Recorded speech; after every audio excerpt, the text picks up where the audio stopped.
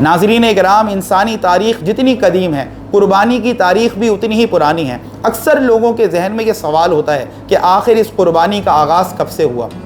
حضرت آدم علیہ السلام کے دو بیٹے تھے، حابیل اور قابیل۔ جب حابیل پیدا ہوئے تو ان کے ساتھ بھی ایک لڑکی پیدا ہوئی، اور جب قابیل پیدا ہوا تو اس کے ساتھ بھی ایک لڑکی پیدا ہوئی۔ اور یہی دستور تھا، جب بھی حضرت اماں حوا علیہ السلام کے ہاں اولاد ہوتی تو ایک ہی رحم مادر میں دو اولادیں پروان چڑھتی، ایک لڑکا اور ایک لڑکی۔ اور جب یہ بلوغت کو پہنچے تو حضرت آدم علیہ السلام نے یہ فیصلہ کیا کہ حابیل کی بہن کی شادی قابیل کے ساتھ ہوگی اور قابیل کی بہن کی شادی حابیل کے ساتھ ہوگی، کیونکہ جو ایک ہی رحم مادر سے جنہوں نے پیدائش جن کی ہوئی تھی، جنہوں نے ولادت پائی تھی، ان کا آپس میں شادی کرنا جائز نہیں تھا۔ لیکن قابیل ہٹ دھرمی پر اتر آیا اور قابیل نے حضرت آدم علیہ السلام سے کہا کہ کیونکہ یہ لڑکی یا یہ میری بہن ایک ہی رحم مادر میں ہم دونوں پروان چڑھے ہیں، لہٰذا میرا اس پر زیادہ حق ہے اور میں اسی سے شادی کروں گا، کیونکہ وہ بظاہر بہت حسین اور خوبصورت تھی۔ اور اس نے حابیل کی بہن سے شادی کرنے سے انکار کیا۔ حضرت آدم علیہ السلام کے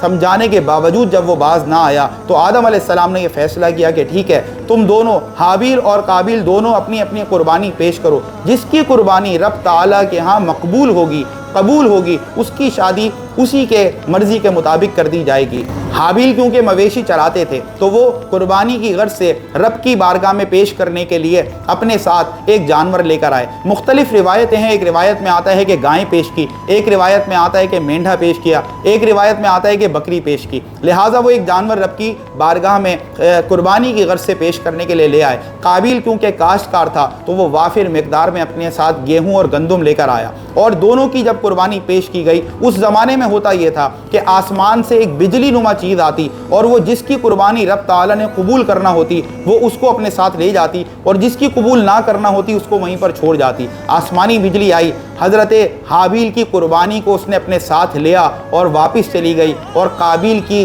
اس قربانی کی چیز کو اس نے وہیں پر چھوڑ دیا۔ اس کا گیہوں اور گندم وہیں پڑا رہا، جو اس بات کی علامت تھی کہ رب تعالیٰ نے حضرت حابیل کی قربانی کو قبول کیا ہے، اور اب حضرت حابیل جو ہیں وہ قابیل کی بہن سے ہی شادی کریں گے، اور قابیل کو حضرت حابیل کی بہن سے شادی کرنا پڑے گی۔ لہٰذا ناظرین، اس طرح اس قربانی کے سلسلے کا باقاعدہ آغاز ہوا۔